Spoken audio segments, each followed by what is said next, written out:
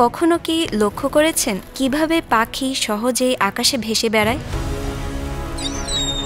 আল্লাহ তাআলার বিস্ময়কর সৃষ্টিগুলোর মধ্যে পাখি অন্যতম। তাদের উড়ার ক্ষমতা যে একেবারে সাধারণ বিষয় তা কিন্তু নয়।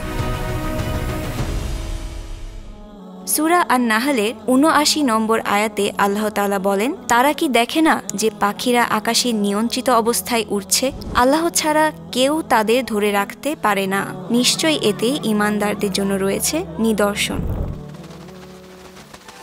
আল্লাহ তাআলার বিস্ময়কর সৃষ্টিগুলোর মধ্যে পাখি অন্যতম। তাদের উড়ার ক্ষমতা যে একেবারে সাধারণ বিষয় তা কিন্তু নয়। এটি নিঃসন্দেহে আল্লাহ তাআলার নিখুঁত পরিকল্পনা।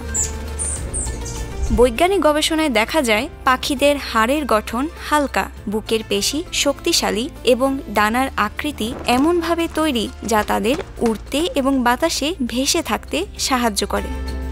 পাখিদের হাজার মাইল দূরে অভিবাসন বা মাইগ্রেশনের ব্যাপারটিও একটি বিস্ময়কর ঘটনা বটে। পাখিরা তারা এবং পৃথিবীর চৌম্বকীয় ক্ষেত্রের সাহায্যে দিক নির্ধারণ করে থাকে, কিন্তু এই মাইগ্রেশনের প্রক্রিয়াটি এখনও বিজ্ঞানীদের কাছে রহস্য।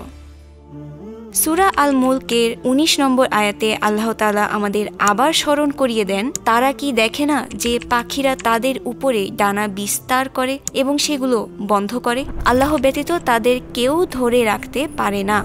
পাখিদের ডানার সূক্ষ্ম ভারসাম্য থেকে শুরু করে জটিল দিক নির্ধারণ ক্ষমতা অবশ্যই আল্লাহর অসীম জ্ঞান ও ক্ষমতার অনন্য এক নিদর্শন।